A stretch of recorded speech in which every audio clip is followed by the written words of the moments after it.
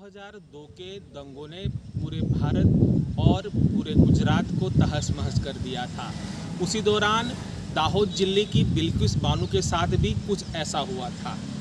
आज 20 साल बाद भी बिल्किस बानो आज फिर से चर्चा में रही है।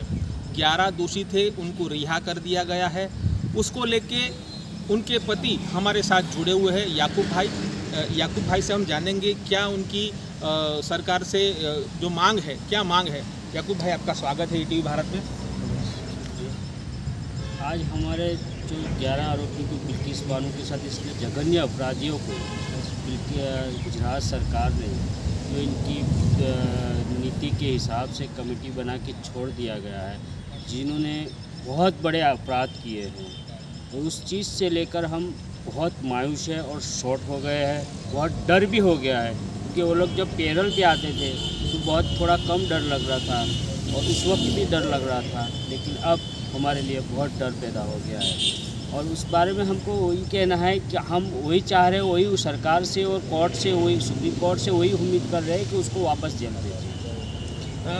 आपको किस चीज़ का डर लग रहा है उनसे? क्या कौन सी चीज़ का डर लग रहा है आपको? अभी कुछ धमकियाँ मिल रही है या कुछ ऐसी कोई और आपके पास हादसा हो रहा है ऐसा कुछ? देखो, धमकियों की बात है तो बहुत सारे पहले जब वो लोग पैरल पे आते थे तो जो बिल्किस के विटनेस थे उसको धमकाते भी थे, बार बार उनके पैरल मिलती थी। आपने अभी उनके जो अहवाल के अंदर जो गुजरात सरकार ने अहवाल दिया इसके अंदर किया कि उन्होंने कितनी बार वो लोग पैरल रहे हैं और पैरल के बाद भी ये लोग जो पैरल उनको जो प्रोवाइड करती थी उसके ज़्यादा दिन वो लोग घर पे रहते थे, फिर भी उसके ऊपर कोई एक्शन नहीं हुआ था।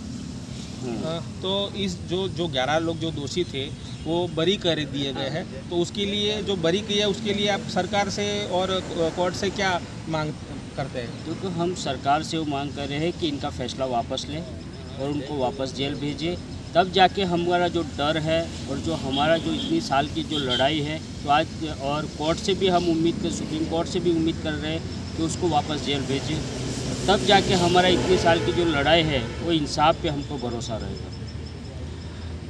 जी, ये थे बिल्किस बानो के पति याकूब भाई। उन्होंने बताया कि ये जो 11 जो अपराधी थे उनको सरकार ने छोड़ दिया गया है, उनसे वो खुश नहीं है और फिर से उनको जेल में डाले।